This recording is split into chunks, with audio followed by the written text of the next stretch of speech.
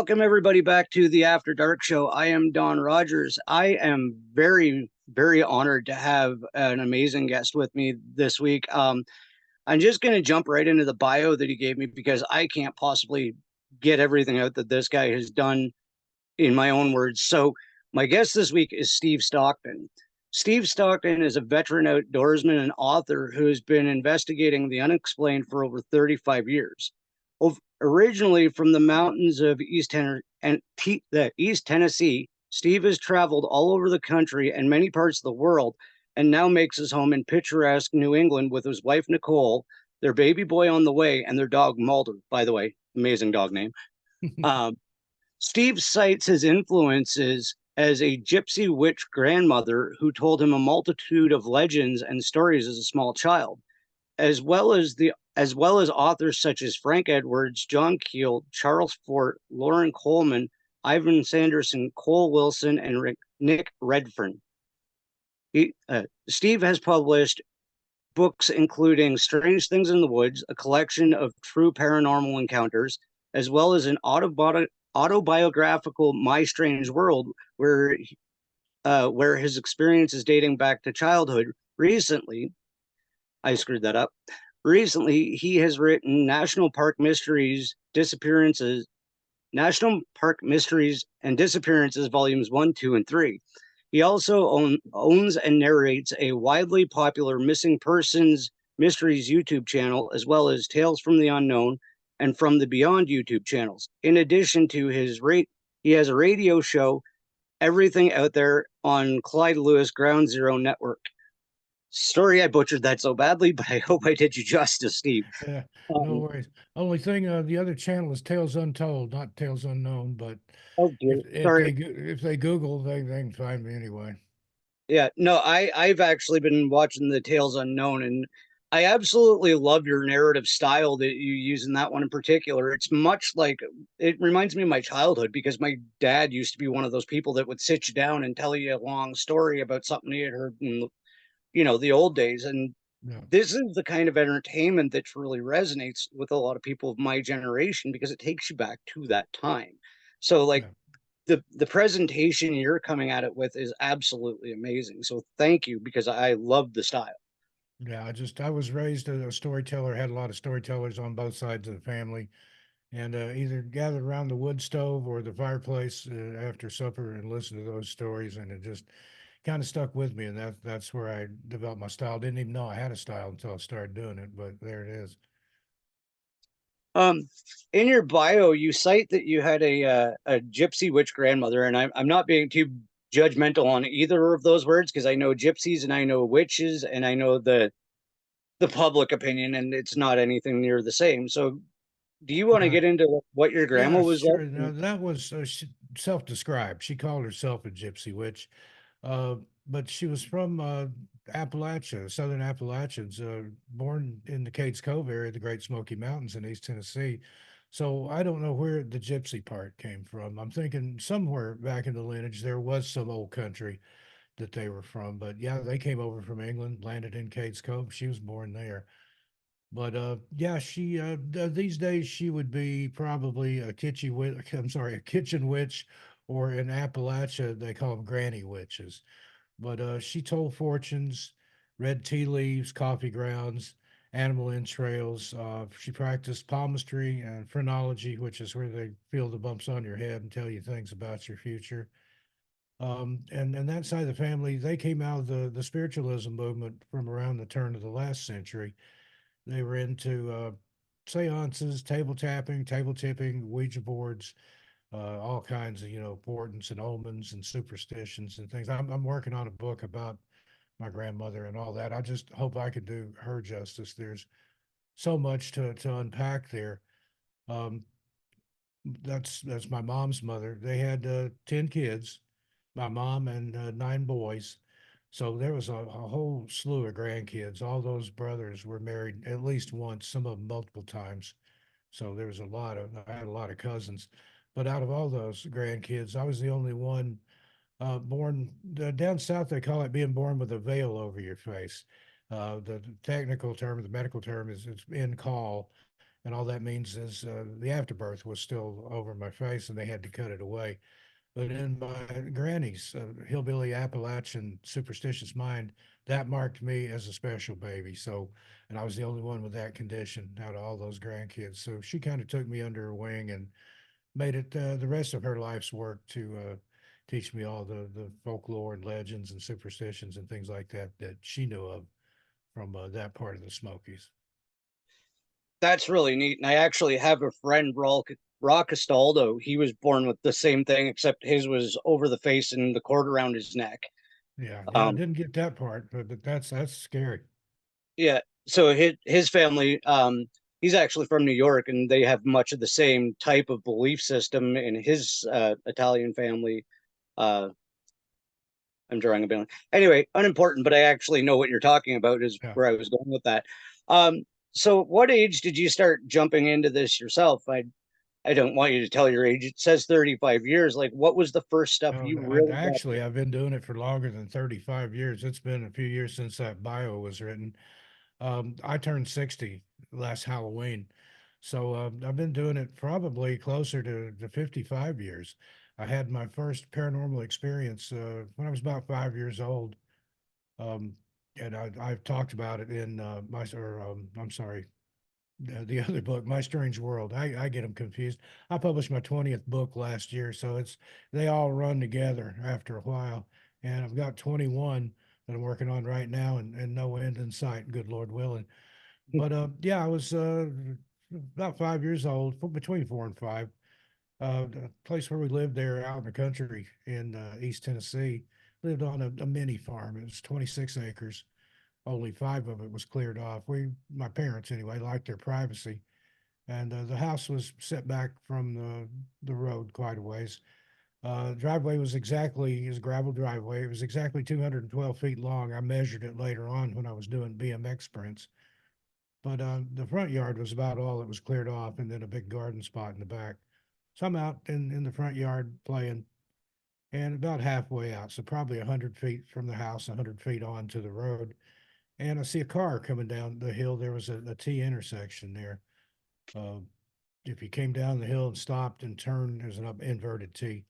Came down the hill and stopped and turned to the right, dead end into the lake. It used to be the Clinch River, and then the Tennessee Valley Authority dammed it up and made Melton Hill Lake. So people would go down there and hang out. And a lot of teenagers, people old enough to drive. So I'm standing out in the yard and I see this car come down. I didn't recognize the car. It was that kind of community. There wasn't a whole lot of people that lived around there, and you pretty much knew everybody that saw the car. I didn't recognize. The guy stopped at the stop sign and he's looking around, see if there's any traffic coming. Well, out from behind his car, a little kid, I mean a toddler, probably just barely able to walk, comes running out from behind the car, and caddy corner runs right in front of it. And I'm thinking, that guy can't even see that kid because it's such a little kid. I hope he moves out of the way. Well, the kid continues across the street, like I said, at an angle, comes down into our yard, and he's running along. If you've ever seen kids that have barely just mastered the art of walking, sometimes they'll start running and they don't really know how to stop, so they'll just fall down. Well, that's what this little boy did. I can still see what he was wearing and everything. He ran down into our yard, kind of stumbled, fell down, and then just ceased to exist. He just wasn't there anymore. And I did not take my eyes from the spot. I walked directly to it. There was no kid there, obviously. There was nothing I could have mistaken for a kid. There was no hole or anything that a kid could have fallen into. And I knew every inch of that yard. That was my playground. And I went and got a shovel and went back and dug, thinking, maybe there's somebody buried here or something. And I was on another show, and the host said, and technically, you haven't put that shovel down yet, have you?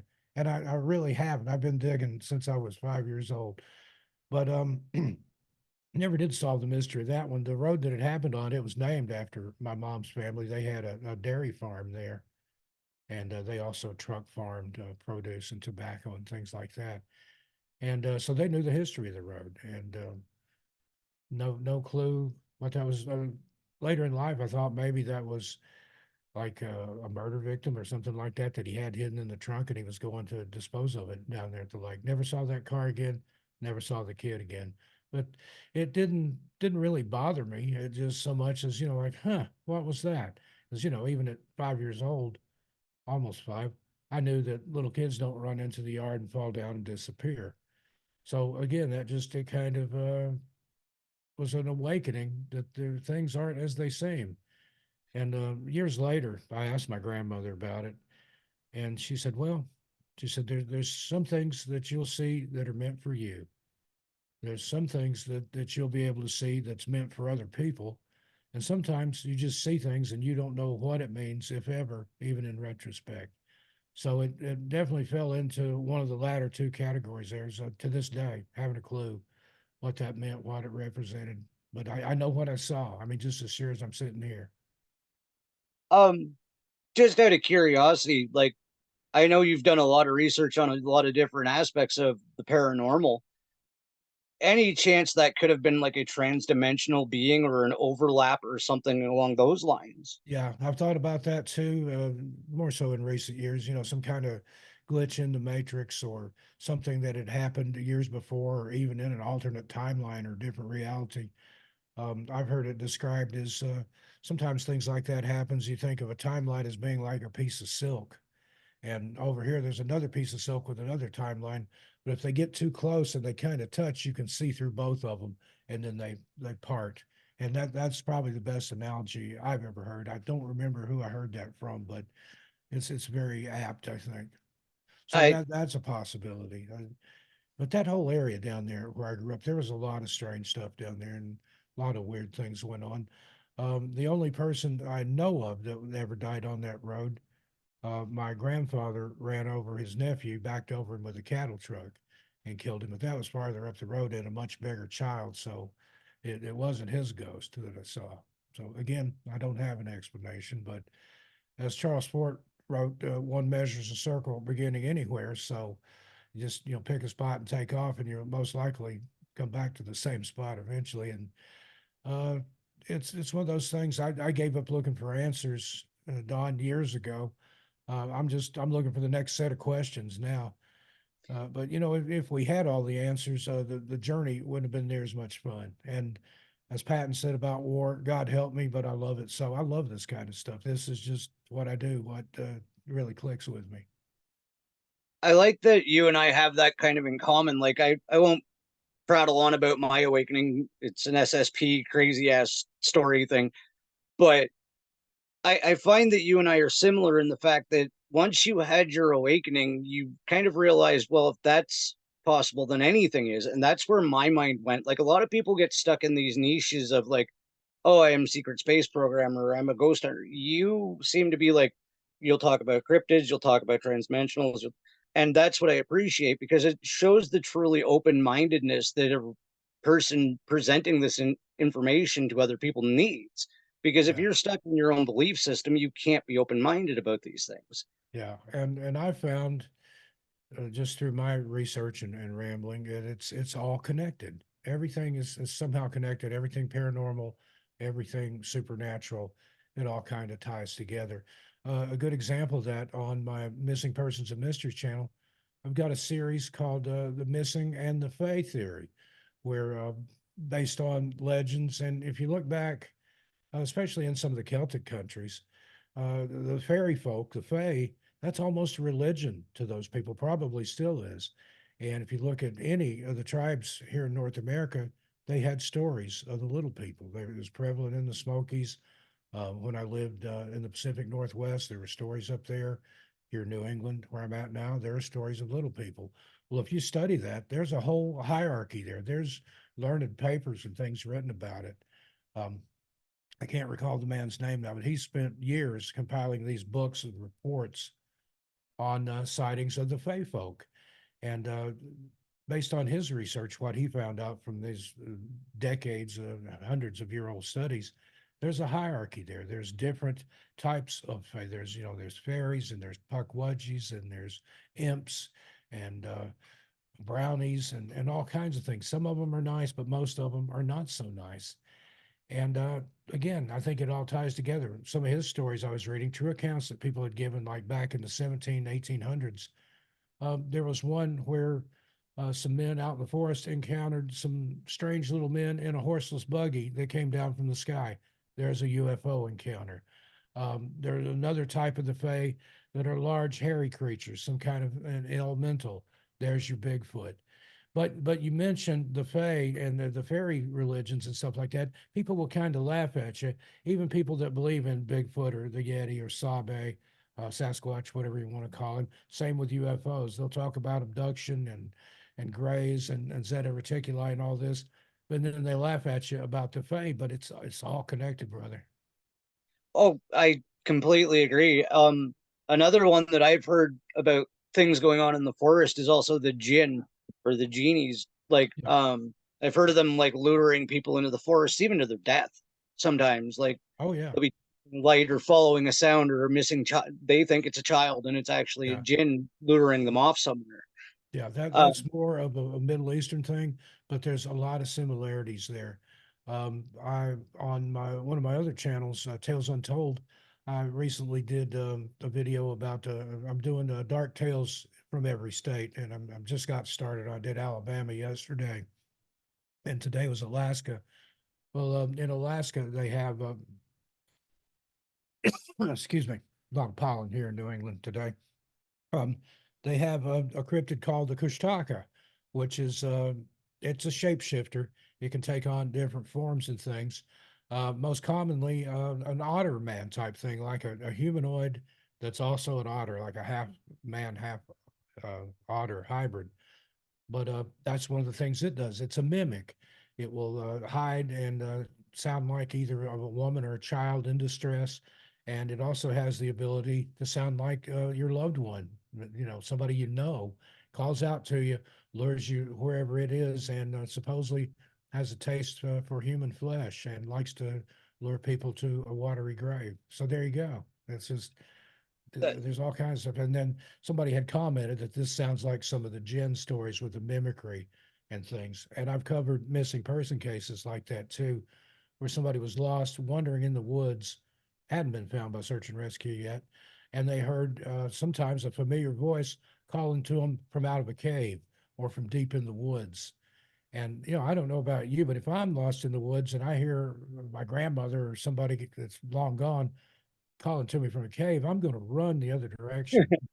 And there was one guy that even he said it sounded like his own voice calling to him in a cave. So if they could oh mimic a shit, loved one, I guess they could mimic you too. that makes sense. Um, what what led you into getting into the missing persons aspect of all of this too? Like, did was it a natural progression, or did you start that page first? Like, I was just wondering the succession of Yeah, how these things that's came about. it goes back to childhood.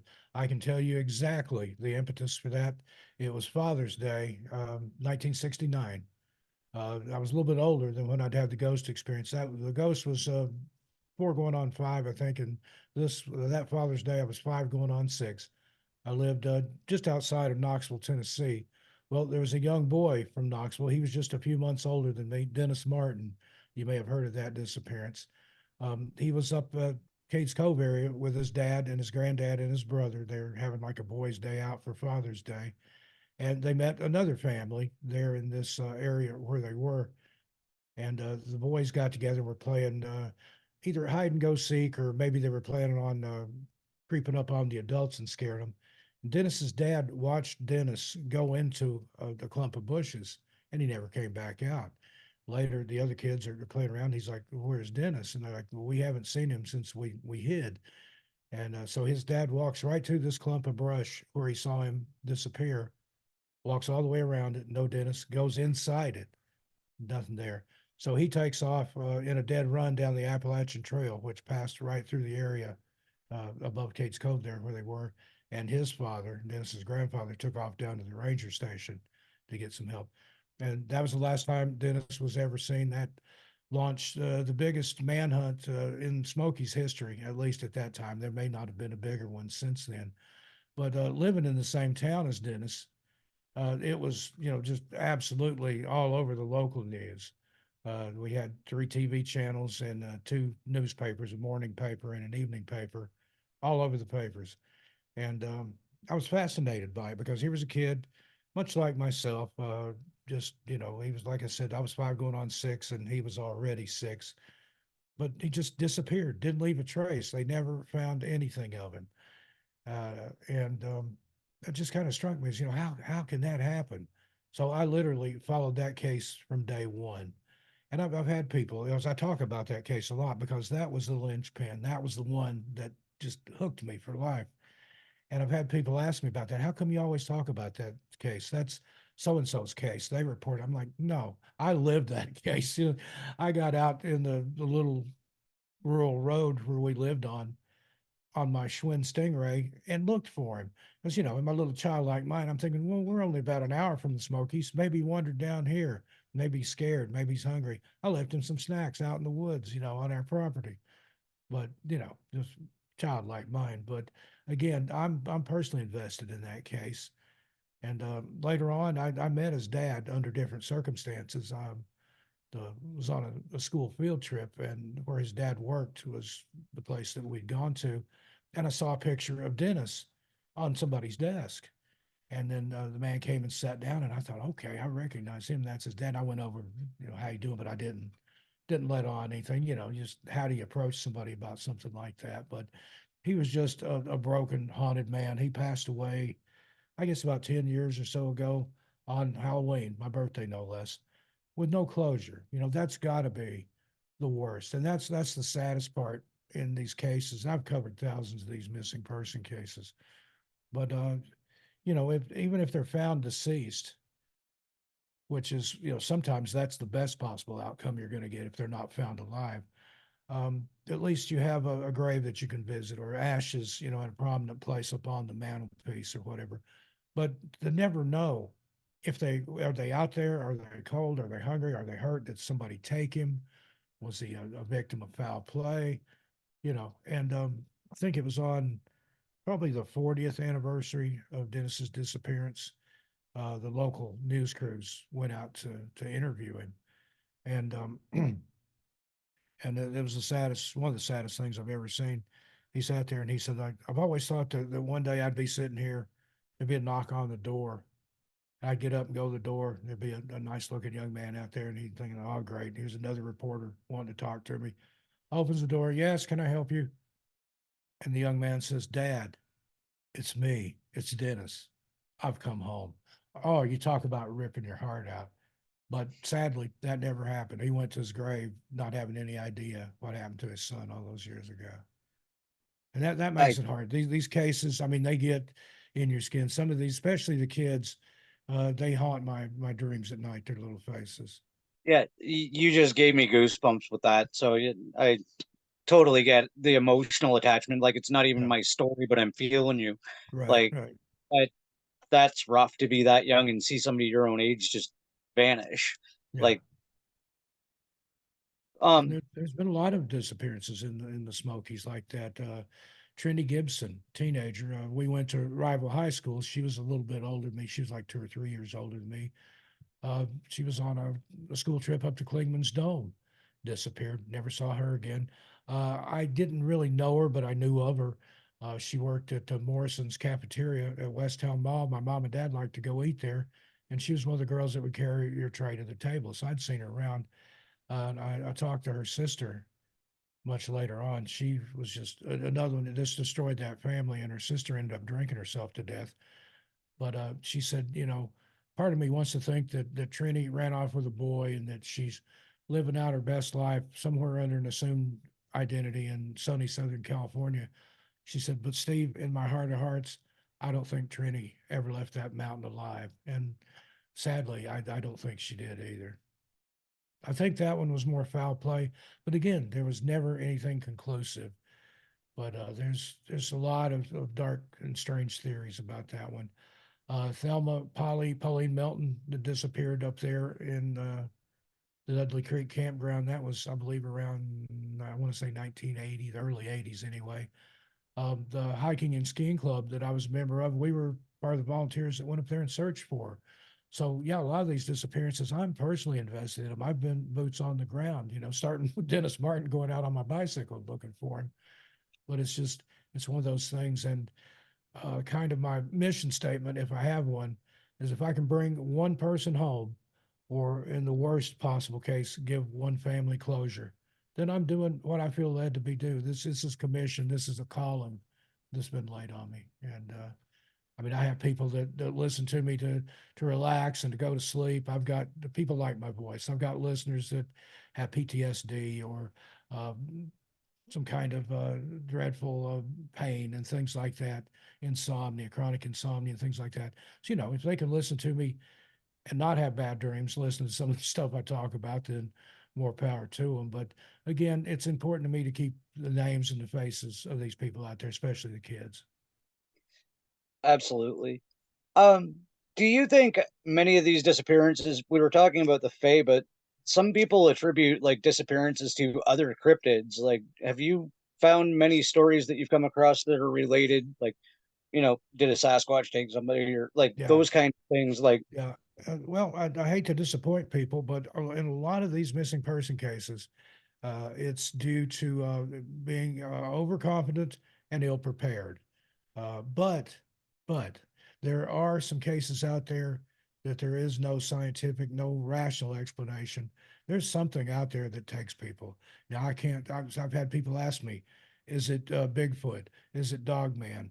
Is it UFOs? Is it the Glimmer Man? Is it some creature that lives in caves or something? The only answer I can give truthfully is yes. It's some of those things. Is it the Fae? But there's something out there, and like with the mimicry and things like that. There are also theories about the containment theory, they call it, where the government established the national park system as a way to contain whatever this is in the woods and to keep it from getting out and just running wild in public. But then there are people. There's a guy that has a channel here on YouTube called South Force 10. He's older than I am. He's well into his 60s. And he heard stories from his family. They live in Sevierville, which is just outside of Gatlinburg and that part of the Smokies. But he had stories from his family from back in the 30s before they established the national park. They were hired to go in there and hunt these things. And that's where the legend of the feral people, the Bigfoot human hybrids, the Nephilim, the Fallen, whatever you want to call them, that's where those stories kind of originate. And those fascinate me. I've got some stuff on Tales Untold about feral people in the Smokies, California, West Virginia, and the Southern Appalachians, and more to I, come. I I was actually just before we came on, I was just listening to the one on it's the one in Virginia there. Uh the feral people in the Virginia mountains or the Right. Virginia forest, sorry. Like, and it's just interesting because I also have a friend, his name is Tommy. He was a Virginia Tech all-state football player and he's from that area and he also references that there's a lot of three-letter agency involvement Oh in yeah. the area. So the Yep. idea that these feral people could be experiments or offshoots or anything Yeah. is I've got a video over there. It's there's a website called the Black Vault where he has a lot of Freedom of Information Act stuff that he's got that has CIA documents, and it's all redacted, of course, but you can kind of connect the dots and figure things out. But I've got a video over there where maybe Dogman was some kind of government experience gone awry, where they were trying to build a super soldier, and it talked about some experimentation they were doing on animals back in the '60s, and how maybe they whatever they did, and that's how they came up with these dogman creatures. Now that begs the point because similar creatures have been seen, way before the government could have had any involvement in it. But again, who knows? At my age, I don't discount anything, and a lot of those conspiracy theories have turned out to be conspiracy fact. Um, yeah. Real interesting one. I'll try to tell this quick. There's Oh, one conspiracy called Operation Paperclip that was about a government program to take the scientists from Nazi Germany. Instead of prosecuting them as war criminals, they brought them over to the United States and put them to work in our government laboratories. I've heard that debunked and poo pooed, but I'll tell you this: my dad was a scientist at Oak Ridge National Laboratory, and he worked right alongside some of those guys that they brought over from Nazi Germany. And it gets better. When I was in elementary school, seventh grade, I think, sixth or seventh grade, I went home with a kid from school. And I won't give his last name, but it's a very, very German sounding last name. And his dad worked right alongside my dad out the National Laboratory. And so we're over at his house. We're hanging out. There was a basement rancher. And back then in the 70s, the big thing was people had a rec room or a family room down the basement. So they had it all fixed up down there with couches and a TV and stuff like that. Well, he goes over to the back wall and he said, Steve, I want to show you something. Come here. He pushes on this fake wood grain paneling and a door starts opening up. And I thought, okay, he's going to show me his bomb shelter. That a lot of those houses, particularly in East Tennessee, near Oak Ridge, built during the Cold War, they had those bomb shelters just in case. House I grew up in didn't have one, but I had a lot of friends that did. So I thought, okay, he's going to show me his bomb shelter. Well, he opens it up, reaches in, flips a switch, fluorescent lights come on, and I swear to you, Don, the biggest collection of Nazi memorabilia I've ever seen assembled in one room was in this secret wall behind this kid's basement. And I'm just looking on in awe. And I said, wow, I'll call him Tom. I said, wow, Tom, your dad really takes this war memorabilia seriously. And he said, you don't understand. He said, you see this? And there was an SS uniform there in like a plexiglass case. He pats on that. He said, this was my dad's uniform. I was just mind blown right there. Like, okay. And the other thing, his dad was a big ham radio operator. So it makes me wonder if he was sitting in the basement down there, radioing back, if, it could be some kind of espionage, double agent, who knows? But there you go. He was an officer in the Third Reich who was working right alongside my dad at Oak Ridge National Laboratory. So tell me Operation Paperclip doesn't exist or didn't exist. Wow. I don't want to put my tinfoil hat on too tight, but they even allude to it in the movie Back to the Future when Marty goes back to the 50s and Doc says that his dad's name was von Braun. Yeah. Like Doc's dad was a German scientist. That's why Doc's so brilliant. Like they put it right in your face that it happened. Yeah. So I And a absolutely lot of believe those it. guys were out there at Oak Ridge during the Manhattan Project. That's where my parents met. I'm an older in life or late in life unexpected baby. But yeah, they worked together on the Manhattan Project in the 40s. Got married in 45. My only sibling, a brother, was born in 46.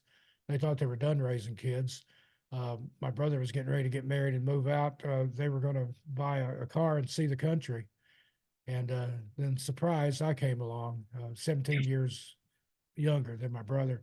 And when I was little, I'd get in trouble. My dad, jokingly, half jokingly anyway, kind of cock his head at me and say, you were supposed to be a 63 Corvette.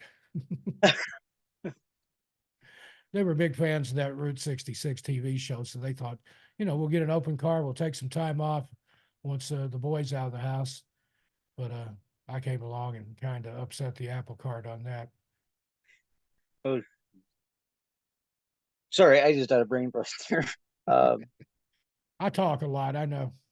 no, I tend to get mind wiped or whatever you want to call it. But um, do you want to tell everybody, like, with your books, like, what are the more recent ones that you've been doing about, and like, because I know you have a vast array of subject matter, and I really want to get people out there because, like, I found your channels and I was like, I can't even get through all of the content. Yeah. But I would love for people to know about your books and your channels as well because they're I absolutely fascinating. usually have a stack of them here that I can hold up and show you, but I've moved them around.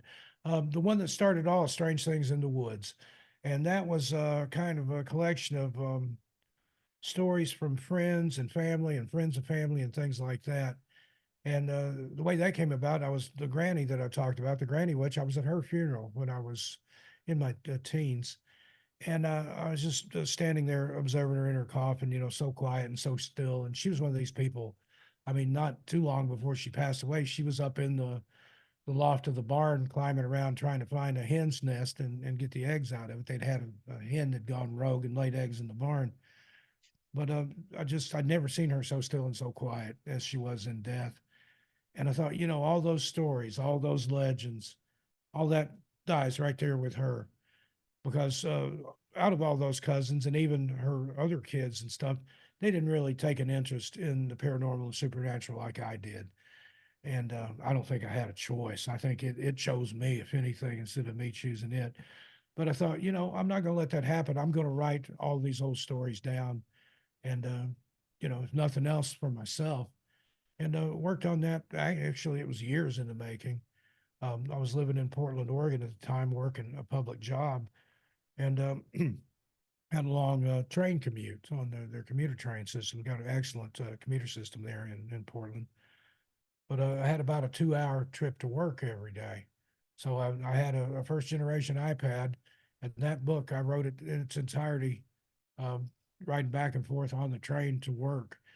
And there was times when I'd like, crap, I'm almost at work, and I wouldn't want to stop writing. I'd get so into it. And honestly, there was a couple of times that I just didn't get off the train, called in, and said, I'm not going to make it in today, and then spent the rest of the day writing. But it was fortunate that I did and captured a lot of those stories. Just about, I'd say like 95, 99% of the people that I heard those stories from, they passed on. So if I hadn't chronicled all that, those stories would have died with them too. So I'm like, Cisco Murdoch, who I co-wrote a book with, she called me like a Johnny Appleseed of the paranormal, that you've collected these stories and passed it on. And then I've inspired her to write a book. Mark Anthony Wyatt, a friend of mine in the UK, he's written a couple of paranormal books that I inspired. And that's a good feeling. That, but also, it's kind of like, well, if he can do it, I can too. But that's what I tell people: if I can write a book, you can too. And it's just a matter of butt in seat and do it sometimes. But that was the first one, and I would go on one show or another. I've been on Coast to Coast a couple of times, and all these shows. Clyde Lewis's Ground Zero. I'm got a radio show on his network now, radio network, but I've been a guest over there several times. Jim Harold, um, Dave Scott from Space Out Radio, a lot of different channels and radio and TV appearances and stuff. And invariably, either the host or if it was a call-in show, somebody would say, "Well, these are other people's stories. Have you ever had anything happen to you?" And I would, trot out one of these, like some of the stories I've told you here tonight. And I got to Yeah. thinking, there's probably enough here for a small book, and there was, and that's how My Strange World came about. And they're not in any chronological order or anything, and they're just the way I chose to tell them. That's where what inspired that book. And I've got enough stories I could easily do a volume two and maybe three of that. And I've got another YouTube channel. It's my one of my smaller channels. It's only got about 13,000 subscribers, but it's kind of a seasonal thing. I do 31 nights of Halloween over there for the month of October. I do a video each day and do live streams and stuff. But I've done something over there about the missing. Somebody got a hold of me, wanted me to do it for their channel, and that's how I ended up owning Missing Persons and Mysteries. Went in with a partner over there, and he had some health concerns and had to retire. So I ended up that's my channel over there now, and it's growing to it's almost a 300,000, and real excited about that. This resonates with a lot of people. And once I started over there with that channel, I kind of expounded on a lot of those cases that we covered. And that's where the National Park Mysteries and Disappearances series came from. So far, I've only got 3 volumes of that. I started out with the Great Smokies because that's near and dear to my heart, and spent a lot of time in the Smokies as a kid and a teenager and as an adult, and go to Gatlinburg, and hang out and do stuff, go into the national parks. And then that led me to do volume two, which was California. Again, I tried to pick places where a lot of people go missing and popular parks. The Smokies, Great Smoky Mountains National Park, is the most visited national park in the U.S. It's from 12 to 15 million visitors a year. It even got like 12 million, I think, during lockdown. But the next most visited is Yosemite in California. But it has, even though it's fewer visitors, only like around 5 or 6 million a year, it has more disappearances than anywhere. There's something weird going on out there. So that was why I picked California. I wrote about Yosemite, Mount Shasta, a lot of weird stuff up there. Bigfoot, Sabe, UFOs. There's fairy stories from there. People that live in the mountain, ascended masters, Count Saint Germain, all kinds of legends. I've done a couple of Shasta videos. Wrote about that in that book, the Western edition, and Joshua Tree. A lot of strange things out at Joshua Tree. I lived in Las Vegas for about 10 years, and anytime I had to go to LA, I would drive through that way and stop and spend the night in Joshua Tree. And one of the guys from the Eagles, the rock group, said, "Man, Joshua Tree is everybody's power spot." And it is. It's a weird place. A lot of people have gone missing there, some of them never found. And rock musician Graham Parsons, he overdosed out there at the Joshua Tree Inn. And then as they were flying him back home, his manager and another buddy of his stole the body off the tarmac at LAX, took it out to Joshua Tree, and burned it under a place called Cap Rock, which is what Graham had asked him to do. And so it's, you go out there and you think about that. Just they sent his ashes out into the night there in that park. And it's those, I think it's an international dark sky park. You can really see the stars out there. But it's weird. So that was how Volume Two came about, and then I'd heard a lot about the Pacific Northwest. I moved up there. I ended up living in Portland, Oregon, for a few years. Short time in Vancouver, Washington, and then back to a little town called St. Helens, Oregon, before I fled to New Mexico. So I chose to write about that. A lot of stuff up there too. Um, Mount St. Helens, Mount Rainier, Olympic National Park, National Forest, the Gifford Pinchot National Park. A lot of strangeness up there. A lot of Bigfoot, a lot of Sasquatch, and that type sightings up there. A lot of UFOs too. Sorry, had a technical difficulty. My stand fell. Yeah, no worries. But that's kind of how those three books came about, and I'm working on more with that National Park Mysteries and Disappearances series. Probably going to do New England next because that's where I'm at now. Still need to expound, do the Southwest. I lived in New Mexico for a year before I came out here. I got married last year. Be here a year next month. Celebrate our anniversary on the 13th of July, and got a baby on the way. Baby will be here September 8th. So I've got baby brain. I'm all over the place, but very, very exciting times. That sounds amazing. Your radio show, my stand's going to fall again. Your radio show, Everything Out There, what is it based on? Is it similar to your books and whatnot, or is it? Yeah, it's like the name says, everything out there.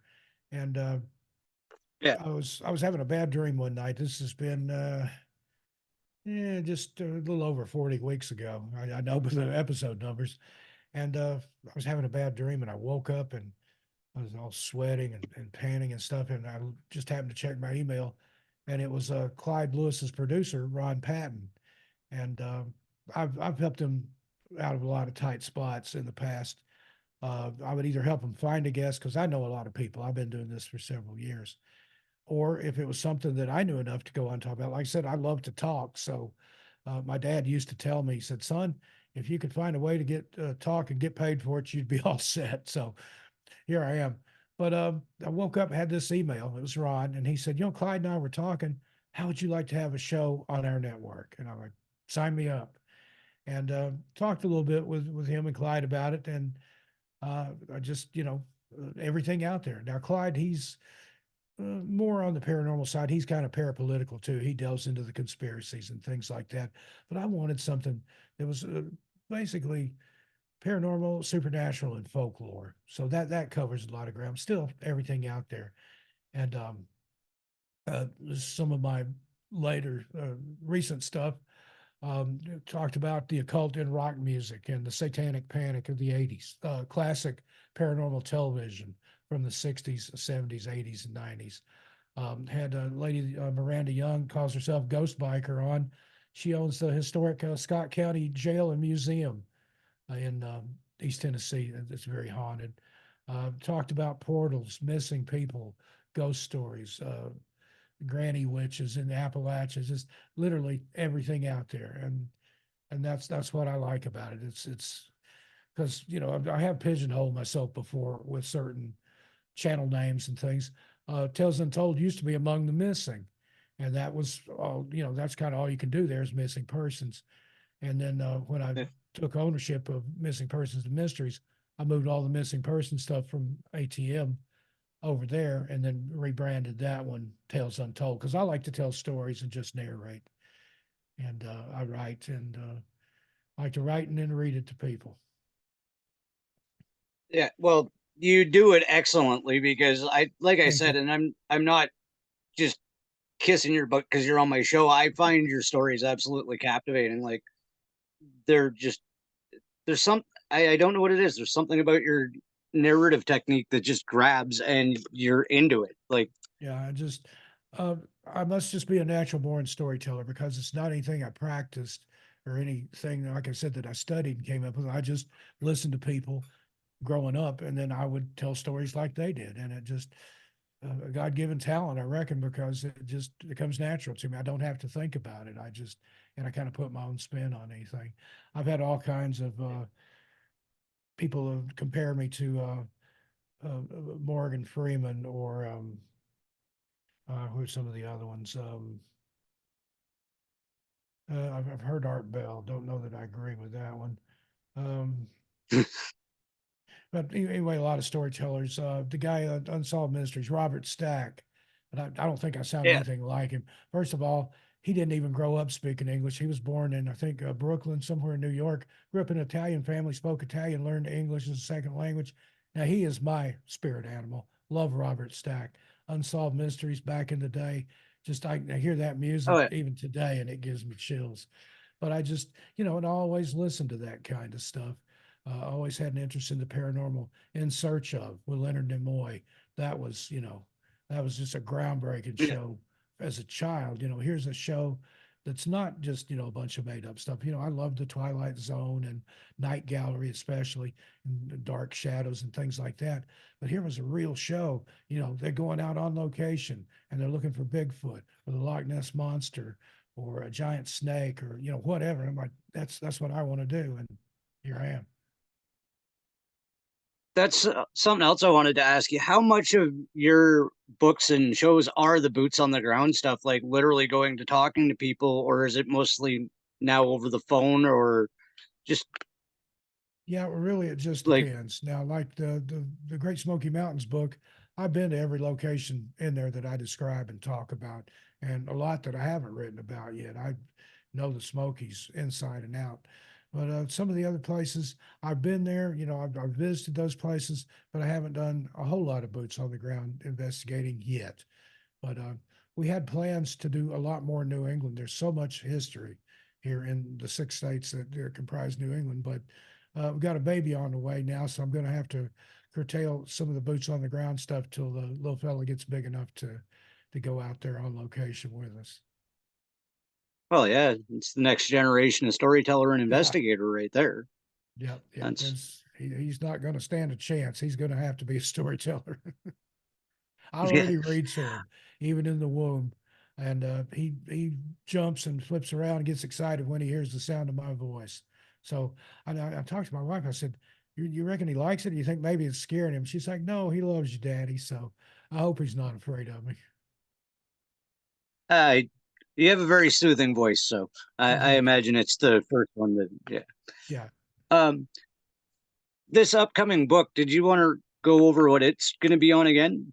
Yeah, it's my most ambitious undertaking to date. Now I've got a couple going on. One about my grandmother. I've been working on that one for years, and that's going to be about the gypsy witch stuff, the mountain witchery and the Appalachian folklore and superstitions.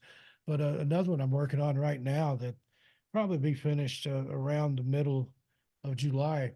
That's what I'm basing some of these videos that I've been doing. I just started the Dark Tales in Every State series. I did Alabama yesterday, um, Alaska today.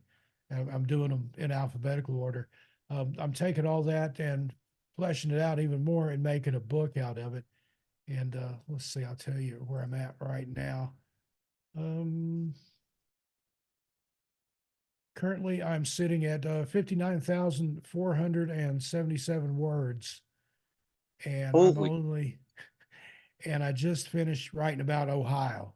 So I've got, dozen, I can't do math in my head, but quite a few more states to go. So that's probably going to come in around 90,000 words, something like that, maybe. So that's going to be my biggest book to date, but may have to make a couple of volumes out of that. I don't know yet.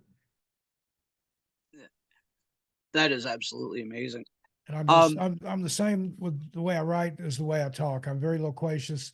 I just, I get in that zone, and I can say I've written 20,000 words over the weekend before if I just, left to my own devices and forget to eat and sleep and do things like that. It just, there's something in there that compels me to get these stories out, to write, to create. I can't imagine not creating, not being able. I've been blessed, to be able to do what I do for a living, but I'm not fit for anything else. Before, I did telephone support, tech support, and things like that. I was good at that. I was a good de-escalator. People, I was second and third tier support.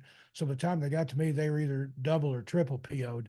And I'd be like, hey, it's okay. I understand. I'm here to help you. I'm on your side. Let's figure this out. But as if you ever done any phone work though, it's like every time that phone goes off, it's like putting your head in a vice and cranking it. And I was good at what I did. I could do, 80, 90, 100 calls a day, but at what price?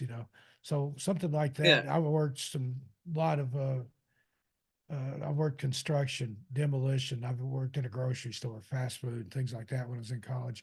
My degrees are in English. Started out in law school and just kind of had a change of heart. I got accepted into Vanderbilt Law School in Tennessee. And the summer before I was supposed to start law school at Vandy, I clerked for a medical malpractice firm that handled medical mal, personal injury, and products liability. And I thought, and they were going to sponsor me to go to school. And I just thought, I can't see myself because, I had to sign a contract saying that I would work for them for so many years if they paid for my education. I thought, I can't see myself doing this for another 10, 20, 30, 40 years. So switched horses in the middle of the yeah, stream. I like doing this. And I thought, well, I'd like to have a job in radio. In fact, there had been a trade school in Knoxville, a broadcasting academy that I'd made plans to go to since I was in the single digits. But Don, the very week that I graduated high school, it closed its doors forever. So just, and I tested out. That was why I ended up in law school, did well enough on my LSATs and things. But went and talked to the guy, and he's like, "Yeah, that you can get your communications degree. You'd love that."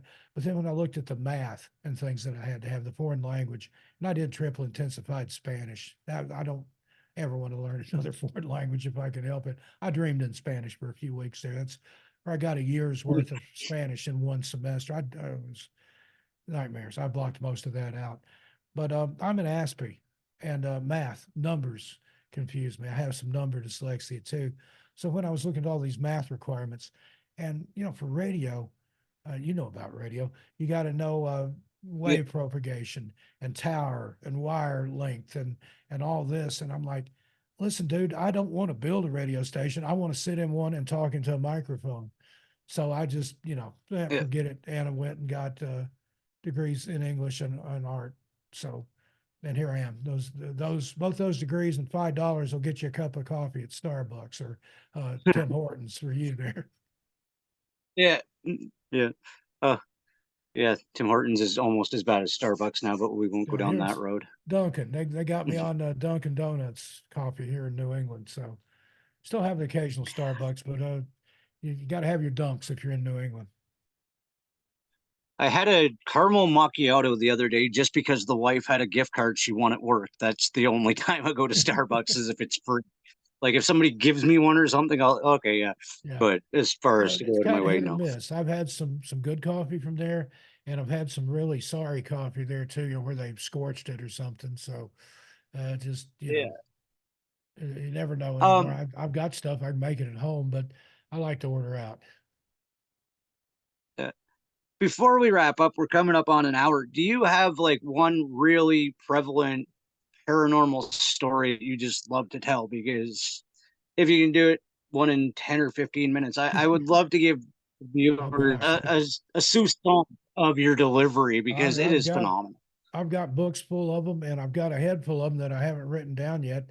Gosh, if I had a favorite, it'd be like, if you had a bunch of kids, it'd be like trying to pick a favorite kid or something. Because your stories you're writing, those are your children. You pretty them up and send them out in the world and hope they do good. That's how I feel about my books. Um, Okay, I've got one. When you were asking me about my grandma, and I'm working on that book, so this is good and fresh in my mind. It's kind of a creepy story. Every word is true, but she lived about 15 or 20 miles from where I grew up, and sometimes we go visit. And I remember it was one Friday night. Um, we were going to visit, and we'd stopped at a Caswalker grocery store. Anybody from East Tennessee will know what I'm talking about. That was a popular chain in East Tennessee decades ago, the sign of the Shears. And he had a TV show in the mornings. That's how Dolly Parton got her start, was on Kaz Walker's show. But anyway, we'd stopped at Kaz Walker's, something my grandmother needed for Sunday dinner, even though this was Friday night. We always went out on Friday nights when my dad got home from work. So we went to Kaz's, got what my grandma needed, went up to her house. Well, on the way to her house, there was another farmhouse about maybe halfway there that we had to drive by. White, sat up on a little rise. And years and years before, some kids that were playing in that yard, one of them chased a ball out into this road, highway, and got hit and killed by an automobile. So I'd always heard that as a cautionary tale. You know, that's why you don't chase a ball out into the road. Well, this particular night, I was laying in the back seat reading a comic book. That tells you how long ago it was. There no seatbelt law or anything back then. I'm laying in the back seat, groceries in the floor, and in the trunk. I'm reading this comic book, and I felt this kind of prickle, this kind of tingle on the back of my neck. These days, I call it my granny senses because she's back there somewhere. But I raised up and looked out the window. Sure enough, we were passing by that house because I always had an eerie feeling when I went by there. I didn't say a word to my mom, dad, just went back to my comic book. You know, another 15 or 20 minutes, we got to my grandmother's house. They're carrying the groceries in. Well, she whisked me off to her quilting room. She lived in this big old Victorian farmhouse, scary place up on top of a hill. Um, it wasn't a dairy farm anymore at that time. So it was just this big empty farm, and they still raise tobacco and hogs and things there. But she whisked me off into her quilting room. And that had once been a formal dining room in this big old house. And since all the kids had moved away and stuff, they didn't. She fed all those kids in an army of farmhands, had two ovens, and they ran round the clock most of the time. But she whisked me off into her quilting room. That was verboten. Me and the other grandkids, we were not allowed in there. That was her sanctuary. But this night that she took me in there, she would take me in there to tell me stories. And if I could repeat, you know, superstition or a good luck thing or a bad luck thing back to her, she would reward me with a Hershey bar or sometimes a crisp new dollar bill. Well, this night, I don't even remember what particular lesson she was superstition she was trying to teach me. But she said, you feel things. And I said, well, yeah, I was like 8 years old. I said, yeah, I've got feelings that you can hurt, or yeah, if you pinch me, I can feel it. And she said, no, you feel things like that spot on the highway here on your way here tonight. And I was just floored. You know, I'm 8 years old. Like, what? She can read my mind. Scared the pants off of me. You know, and I don't remember, but I had not said a word to her. I'd not said a word to my parents, but yet she knew that I knew when I was going by that house. She picked up on that. We had some kind of mumbo jumbo connection there. So I there I you believe go. it. I actually have a connection with my mom. Like this is weird, and I don't tell many people about it. But I'll get calls from my mom. She'll just be like, "What?" Yeah. Like it, she's like, "I know you're. What do you want to tell me?" Like she lives in Ontario. I live in Alberta, so we're like 3,000 miles apart, Yeah. right? So we don't see each other often, and we don't tend to think to call each other very often. But there's times when it's like, I really need to talk to her, and I'll just randomly get a message or a phone call, like, "What?" Oh, Yeah. right. Sorry.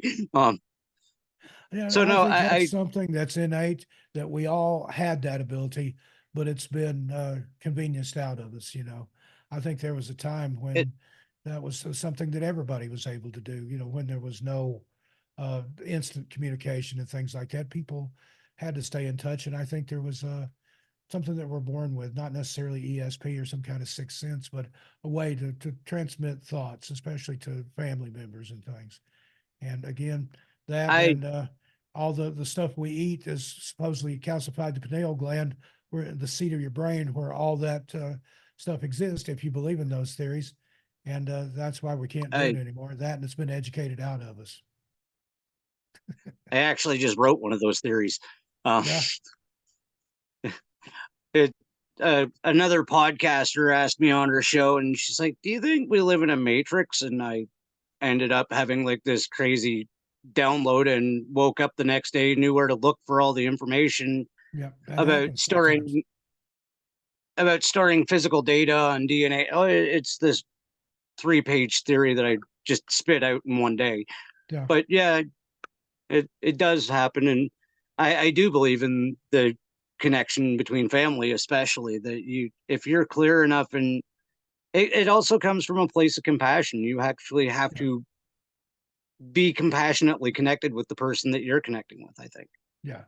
My wife and I do Yeah. that. I don't know if she reads my mind or I'll read hers, but we're very, very, very close.